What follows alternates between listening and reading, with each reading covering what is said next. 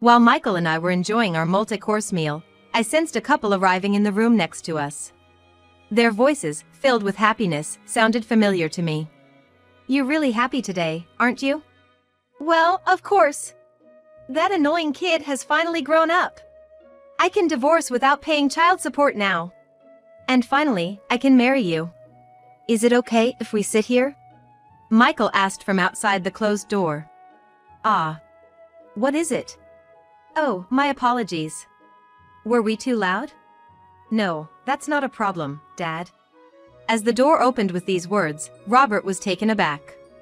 "My name is Naomi Hudson, a 46-year-old cram school lecturer. My husband, Robert, is 4 years my senior and runs an architectural firm. He established this firm a few years after we got married, but initially, it was tough to secure clients and manage the finances. That's why, before we got married, I was a teacher, and after giving birth to our only son, Michael, I worked as a tutor and cram school lecturer for the immediate high income and stability. I used to pack my schedule with work, no matter what. This inevitably made my routine nocturnal, and there were days I couldn't do anything around the house. There were times when little Michael was left at my parents' house. But a few years later, Robert's business stabilized, and it started growing. I didn't need to pack my schedule with work anymore. However, by that time, I had grown to love my current job. I became passionate about how to guide children of Michael's age. And Michael himself grew up straight and tall, which is hard to believe considering how we raised him. Now, he is attending the law school. He has been interested in law since middle school and seems to want to become a lawyer. He is only in his second year, but he has already started preparing for the bar exam alongside his classes. Having a clear dream for the future is great. I've always wanted to be a teacher. But not in the sense of teaching at a school. I wanted to help each child find their way. My current job fulfills that old dream of mine. Moreover, I feel glad that I kept working when Michael asked me about his studies. From middle school until midway through high school, whenever he had a question about his schoolwork, he would ask me. He is competitive and hates not understanding things. I don't usually hover over him, but when he asks, I do my best to explain things in a way that makes sense to him. So, despite being an absent mother most of the time, Michael was kind to me. Probably, my mother's parenting while I frequently left him at her house when he was little played a significant role. I'm truly grateful for that. Thanks to this, Michael and I have a good relationship even now as he turns 20. However, my relationship with Robert has somehow become more formal. Things were really good until we had a child. I first met Robert at a college mixer. He was a young man working at an architectural firm, and his appeal was different from the usual education major guys I knew. He was interested in me because I was a type he had never encountered before. We started dating somewhat casually and eventually got married. But when starting his own firm became a reality, we began to clash. The timing was just bad. It was around the time we were considering enrolling Michael in kindergarten. He seemed to have had some conflict with his boss at the architectural firm where he was working, which triggered his decision to start his own firm. But starting a firm is not an easy task. If you're just working for someone else, you simply do the job that's given to you. But if you go independent, first and foremost, you have to find work on your own. Robert surely was skilled as a designer. However, when it came to management, he was nothing more than a novice. I decided to find a job that paid enough to cover all our living expenses. The place I initially chose to work was a tutoring center nearby. Although the hourly pay was excellent, the hours available to work were limited. When I asked the owner of the tutoring center if I could work more hours, he introduced me to a friend who ran a prep school. From then on, I fully committed to my job. House chores took a back seat. I'd catch up on weekends or have my mom come over to help. By the way, I didn't expect Robert to help with chores. What I wanted from him was to get his newly started design firm on track. Perhaps my attitude seemed spiteful to him. When I'd come home late from work, he used to often remark, "Ah, leaving Michael alone like that, such a good mom, huh?" Such words, especially when he was sipping on his beer, hurt. But I didn't usually retort. I was too exhausted at that time to even think about arguing. Eventually, Robert stopped making such snide remarks. Because his design firm was finally starting to thrive. He became busier, often working till the wee hours. "It's easier this way," Michael would often say. My wonderful son, by middle school, had learned to cook and would prepare a late dinner for me. Warm stews in the winter were divine, especially after coming in from the cold. Delicious. You've definitely surpassed me in cooking." And it wasn't just cooking. The house was clean and tidied. And the laundry neatly folded. "Don't worry about it, Mom. I enjoy doing it. It's a good break for me." "You sure? Aren't you missing out on hanging out with your friends?" I'm good. Our school doesn't have many club activities, and I have texting if I need it." "That's how it is?" "Yeah, so don't worry. Anyway, we got our college preference forms. I'd like you to come to the three-way meeting." "Of course." He always steered the conversation towards his studies. However, whenever Robert happened to return home during such times, Michael would generally become moody. "I'm gonna study in my room now." "Hold on, don't you have anything to say to me? You wanna attend the three-way meeting too, Dad?" "I'm busy, obviously can't make it. That's why I told Mom." "That's okay, right? What's with that attitude towards your father?" Michael didn't answer and went into his room. "Naomi, what the heck kind of parenting are you doing?" And thus, Robert would get upset. I wanted to tell him it was merely because he wasn't doing anything. Exactly, he wasn't contributing at all. From living expenses to Michael's school fees, I covered everything. But arguing seemed like such a waste of time. He's just in his rebellious phase. Cut him some slack. I'd often brush it off. Robert would then humph loudly, slump on the couch, pull out a whiskey bottle, and start drinking by himself. Not wanting to see an irate Robert, I'd excuse myself, mentioning work for the next day, and retreat to my room. Yes, by that time, we were sleeping in separate rooms. When the three of us were home, we'd each be in our own rooms. We were now able to live in a sufficiently large apartment. Our family continued to live in this somewhat cold atmosphere. Yet, when Michael got into the university he had been aiming for, we did celebrate together. "Man, getting into a law school is something. I'm so proud. It's where I wanted to go." Michael's response was rather indifferent, but it was the truth. He had always had a law school he wanted to attend and worked hard to get in. Despite this, he didn't attend prep school and studied on his own. "If I don't understand, I mean, I've got a good teacher at home. Why do I need to go out for it?" At most, it was about taking a mock exam to know the national level. "Saved some bucks since you're a cheap one."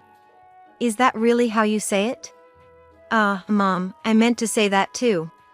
You really don't need to worry about that. No, I just wanted to do it myself. Michael really is a good kid, almost too good to be true. In college, he quickly made connections, showed his face in the seminar he wanted to join, and seemed to be getting along well with his seniors. And then came his 21st birthday. He asked to celebrate when he could legally drink. "You finally reached that age. Let's go have dinner at a nice place tonight." "About that," he began, and started fiddling with his smartphone. He then showed me the website of a restaurant. "I want to go to this place. A senior who graduated from the seminar I want to join recommended it to me." The place he pointed out was a certain high-end Japanese restaurant. "That place?" I was genuinely surprised. It was a famous spot for multi-course meals, often featured on TV and in magazines. I was thinking of splurging, but that's a bit too much. "Don't worry. The lunch menu is quite affordable. Don't you want to try a place like this at least once, Mom?" Now that he mentioned it, I had been curious myself. "But what about your classes, Michael? It's a special day, right? And you're taking time off work, aren't you?" Something felt off about this. "That place is really popular, and reservations are hard to get. Are you sure we can get in?" I've actually already made a reservation. Saying this, he operated his smartphone again and showed me the reservation screen. Was that your plan all along? I chuckled. On the promised day, we met up a bit earlier than usual lunchtime at a subway exit. Having been working non-stop, I rarely had the chance to dine at fancy places, so I was looking forward to it. This way, directed Michael, leading me to a building basement, a serene setting. Inside, the private rooms for small parties seemed to be located further in, as we were led down a long corridor. We've got plenty of time reserved, he assured me. So we can take our time, I get it. Exactly, he replied. We then enjoyed the series of exquisite multi-course meal brought before us. A feast for both the eyes and the palate. It had been quite a while since I had experienced something like this.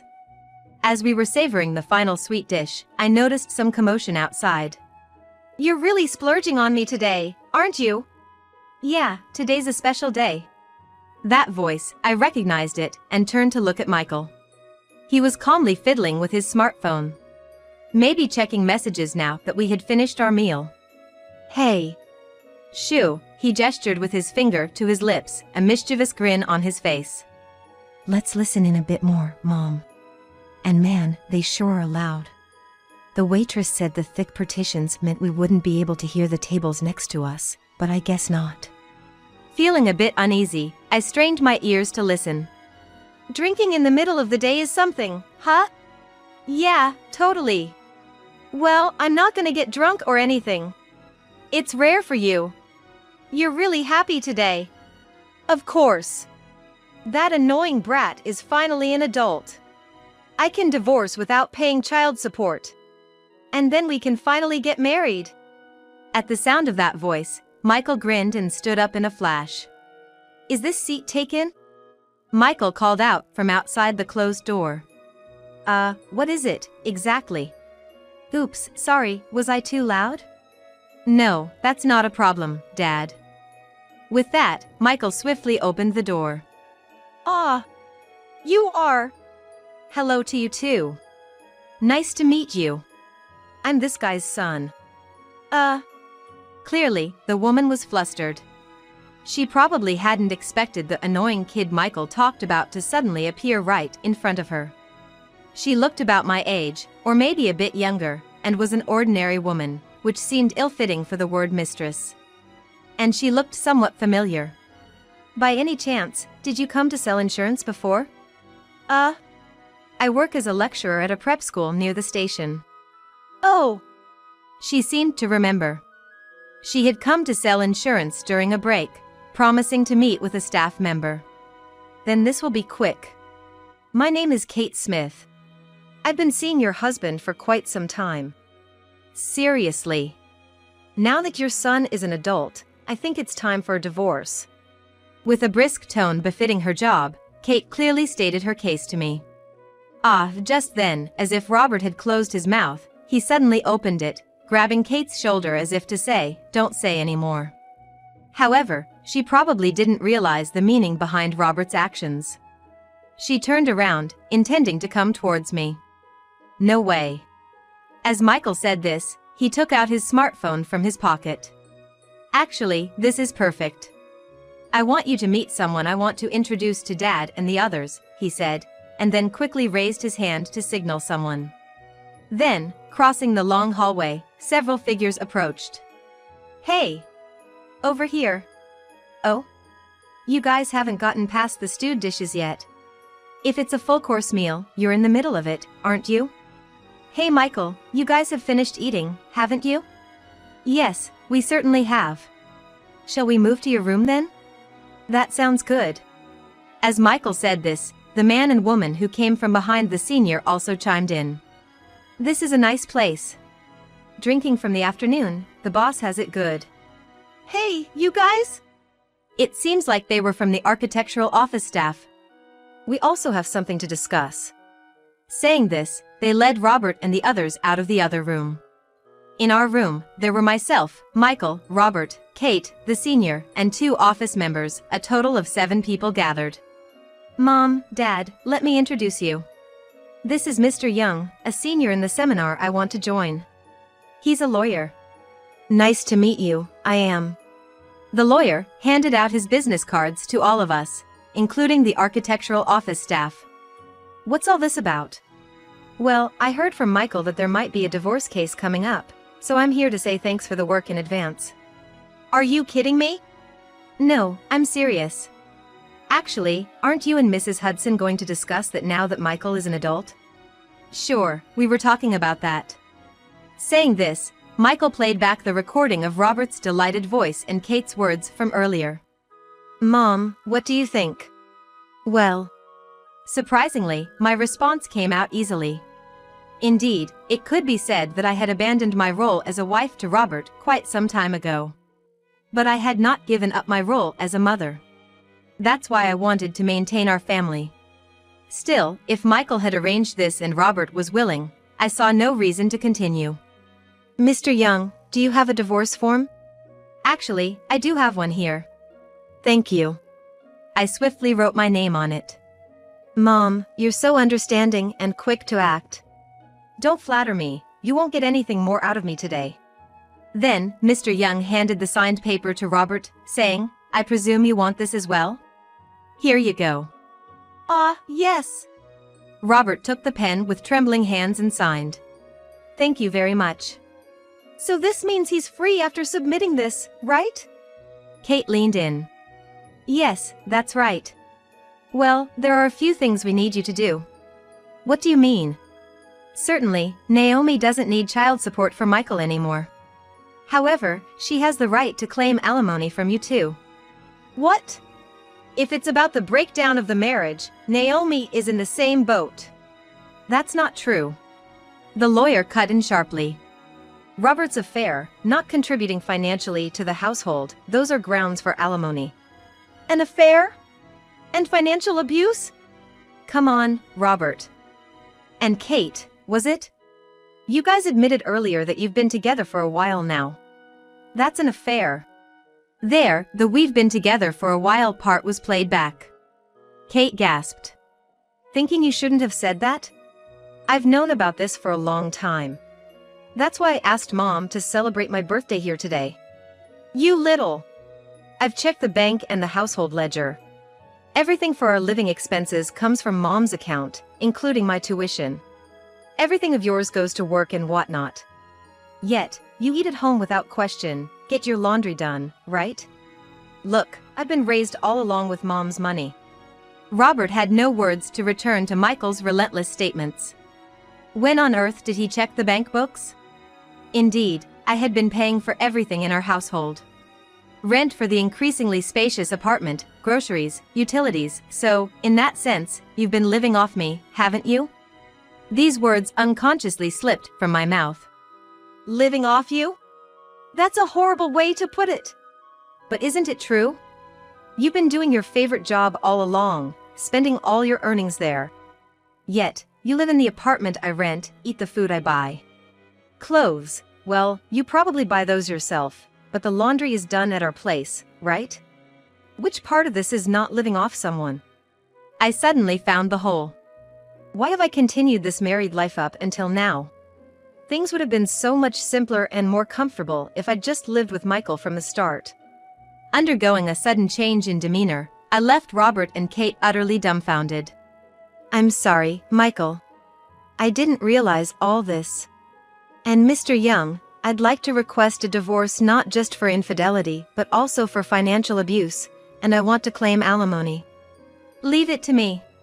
Well then, Mom, we're done here with our meal and our business, let's go home. Is it okay to leave your senior colleague? He still has business with these two. I turned my attention to a man and a woman brought over by Mr. Young. They gave me a slight bow. Nice to meet you, we are architects from the office. Oh, is that so? Nice to meet you. But, what exactly is? Yes, we are considering leaving to start our own practice, but we've been having trouble settling matters, so we wanted to consult. Realizing what was going on, I left the dumbstruck Robert and Kate behind and left the scene. On the way home, I asked Michael, did you introduce Mr. Young to those two staff members? Well, yeah. He chuckled. I realized Dad was having an affair quite some time ago. I was mad, but I didn't know how to handle it. Then, I got interested in law and lawyers. When I got into college, I found a professor whose seminar I thought would be helpful, and I explained my situation. He told me know your enemy first.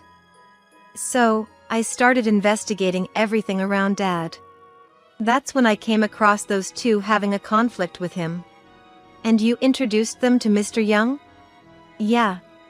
It's better to deal a blow all at once in these situations. I was astonished at how much he'd grown without me realizing.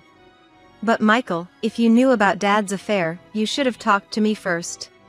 Well, our daily life was stable, and I just didn't have the courage to ask you about your feelings. I ruffled his hair affectionately. I see. Then I need to respond to your feelings as well. Saying that, I made calls to both my parents and my in-laws' houses. Hello, it's been a while. This is Naomi. Actually, soon after, our divorce was finalized, and Robert had to move out of the house. That was only natural since the house was rented under my name, not his. From then on, I heard he was staying at the office. Moreover, Robert faced even more damage later on. First, there were those two architects. They were the main workforce of the current office, and they didn't want to let them go. But with a lawyer involved, it became impossible to forcibly keep them. We respected you. But it's truly disappointing. And to think you were doing such things on top of that. We won't let it come to that. They seemingly told him off. As a result, the firm from which those two architects were pulled is apparently in quite a turmoil now. From the heydays to rock bottom in an instant. From now on, they'll have to pull out all the stops to get the firm back on track. Maintaining the firm itself seems to be a headache. The severance pay for them, the alimony for me, and the maintenance of the office building, which presupposes a certain number of people. There are a lot of expenses at the moment, but as an employer, they still have to protect the remaining staff. However, now that a considerable amount of work was entrusted to those two, what Robert and the other staff can do is quite limited. With no other option, he thought of borrowing the necessary funds for the time being and went to see his in-laws, with whom he lives along with his sister and her husband. There, he was severely reprimanded by both my father-in-law, furious about the recent turn of events, and my mother-in-law, who adores their grandson. We might not have a huge inheritance to leave behind, but we've decided not to give you any of it. We'll give that portion to Michael. So said, Michael, who went to see how things were, came back reporting with glee. And Kate too. Due to the comings and goings of lawyers, her longtime role as a customer's mistress got spread around the office. Moreover, this put a significant dent in her business as an insurance salesperson, where customer trust is crucial. She was a top-performing salesperson, but her customers started leaving in no time. With office politics and backstabbing happening, showing vulnerability was a bad move. Her salary has decreased, and on top of that, she has to pay alimony. Thanks to all this, her relationship with Robert is now quite strained. It would have been better if we just divorced properly earlier. Well, you agreed with what I said back then, didn't you? I can only think that it serves them right. Sometime after that, we moved to a slightly smaller place from our previous residence. That's because Michael, taking the initiative, said, "Wouldn't a smaller place be fine?" Indeed, that's true. For now, it's just the two of us living together. I'm sure this thoughtful and well-prepared Michael will pass his bar exam early. And someday, he'll get a girlfriend, get married, and leave my nest to stand on his own. When that time comes, I'll be the only one left. There's no use in having a too-spacious house for just myself. From now on, there's no deadweight named Robert. For a while, it's just going to be Michael and me in our cozy little space, living a joyful life.